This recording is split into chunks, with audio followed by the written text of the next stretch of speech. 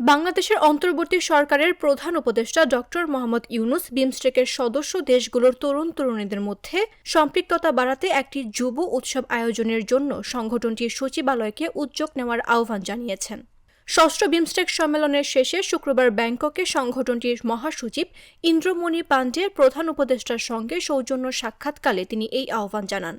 প্রধান উপদেষ্টা এ সময় আগামী 2 বছর পর ঢাকায় অনুষ্ঠেয় বিমস্টেক সম্মেলনের সময় তরুণদের জন্য আলাদা একটি সম্মেলনের আয়োজনের কথাও বলেন। তিনি বলেন, বিমস্টেক নেতারা যখন মিলিত হবেন তখন আলাদাভাবে তরুণদের জন্য একটি সভা হওয়া উচিত। এতে সদস্য দেশগুলোর তরুণদের মধ্যে সম্পর্ক গড়ে উঠবে। তিনি আরও বলেন, একটি যৌথ যুব উৎসব হওয়া উচিত, যেখানে প্রতিটি দেশ নিজেদের মতো অংশ নেবে এবং একটি দেশ নেতৃত্ব দেবে।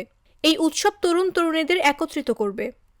এই প্রস্তাবগুলোকে স্বাগত জানিয়ে সংগঠনটির মহাসচিব ইন্দ্রমণি পাণ্ডে বলেন, এই ধারণাগুলো অসাধারণ।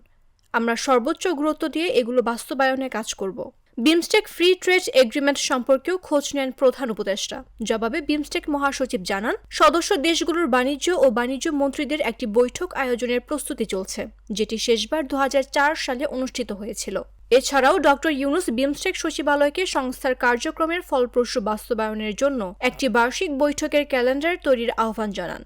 শুক্রবার ব্যাংককের বিমস্টেকের ষষ্ঠ সম্মেলন অনুষ্ঠিত হয়। সম্মেলন শেষে থাইল্যান্ডের প্রধানমন্ত্রী পেতংটার্ন সিনাওয়াত্রা নতুন চেয়ারম্যান হিসেবে ডক্টর মোহাম্মদ ইউনূসের কাছে দায়িত্ব হস্তান্তর করেন। সানবিট সব দিবে সামাল। সানবিট ম্যাজিক প্রেস ডিশওয়াশিং এর মাথা ঘোরানো সলিউশন।